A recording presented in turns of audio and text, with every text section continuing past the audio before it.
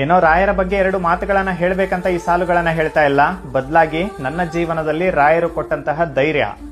ಯಾಕಂದ್ರೆ ಯಾವತ್ತೋ ಮಣ್ಣಲ್ಲಿ ಮಣ್ಣಾಗಿ ಹೋಗ್ಬೇಕಾಗಿತ್ತು ಈ ದೇಹ. ಸಾಕು ಈ ಜೀವನ, ಸಾಕು ಈ ಅವಮಾನಗಳು.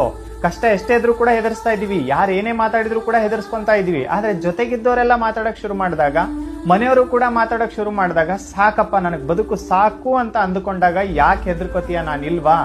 ಇದೆಲ್ಲವೂ ಕೂಡ ಆಗ್ತಾ ಇರೋದು ನಿನ್ನನ್ನ ನೀನು ಅರ್ಥ ಮಾಡ್ಕೊಳಕ್ಕೆ. ಎಲ್ಲರನ್ನು ನಮ್ಮೋರಂತ ನಂಬ್ತಾ ಇದ್ದಲ್ಲ, ನಂಬೇಡಪ್ಪ ಅಂತ ತೋರ್ಸೋಕ್ ಇದೆಲ್ಲ ನಡೀತಾ ಇದೆ.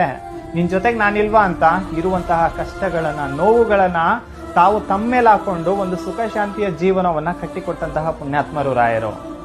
ರಾಯರ ಬಗ್ಗೆ ಒಂದೇ ಮಾತನ್ನ ಹೇಳ್ತೀನಿ, ಇಲ್ಲಿ ಗಾಳಿ, ನೀರು, ಬಿಸಿಲು ಇದೆ ಅನ್ನೋದು ಎಷ್ಟು ಸತ್ಯನೋ, ರಾಯರು ಅನ್ನುವಂತಹ ಶಕ್ತಿ ಕೂಡ ಈ ಭೂಮಿ ಮೇಲೆ ಖಂಡಿತ ಇದೆ.